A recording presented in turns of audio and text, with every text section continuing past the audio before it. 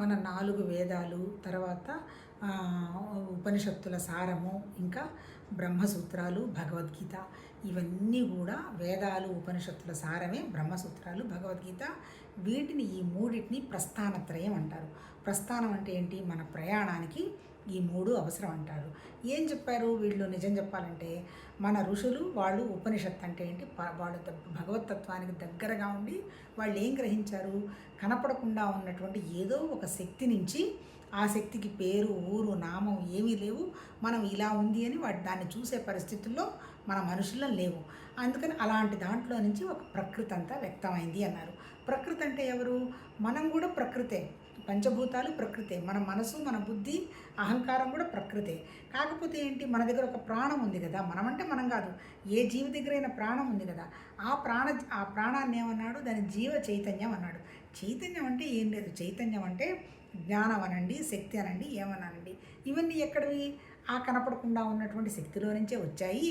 అందుకని ఇప్పుడు మన ఋషులు ఏం చెప్పారు మనకి? ఇప్పుడు నీ దగ్గర ఏమేమి ఉన్నాయి? ఇప్పుడు ప్రకృతిలో ఏమున్నాయి?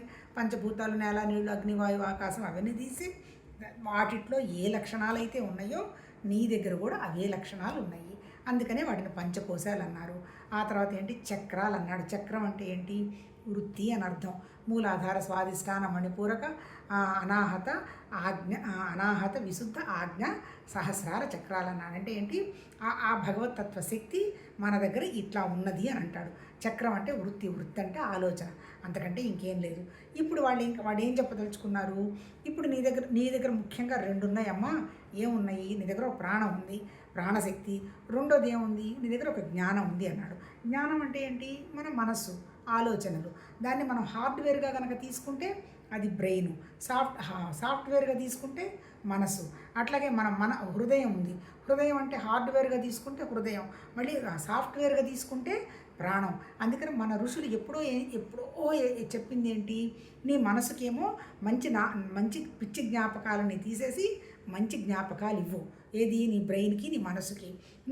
నీ ప్రాణానికి ఏం చేస్తావు? ప్రాణం కూడా ఇప్పుడు కొత్తగా రీసెర్చ్ చేసి చెప్తున్నారు కదా, మన గట్టులో సెకండ్ బ్రెయిన్ ఉందని. వాళ్ళు ఎన్నో వేల లక్షల సంవత్సరాల నాడే చెప్పారబ్బా. వాళ్ళు ఏం చెప్పారు? నీ ప్రాణానికి మంచి ఆహారము, నీళ్లు ఇవ్వు అన్నాడు. మరి మంచి ఆహారం, నీళ్లు ఇస్తుంది అంతవరకే ప్రాణానికి తెలుసు. కాకపోతే ఏంటి? మంచి ఆలోచనలు ఎప్పుడైతే ఉంటాయో మంచి ఆహారం తీసుకోవడానికి, మంచి మాట్లాడడానికి వెళ్ళిపోతాం. ఎప్పుడైతే నీ దగ్గర ప్రాణశక్తి పుష్కలంగా ఉంటుందో నీ మానసిక శక్తి వండర్ఫుల్గా ఉంటుంది. మానసిక శక్తి, మంచి ఆలోచనలు ఎప్పుడైతే చేస్తావో నీ ప్రాణశక్తి వండర్ఫుల్గా ఉంటుంది అని ఋషులు చెప్పారు. మరి ఎందుకుంది అసలు ఈ ప్రాణశక్తి? ఈ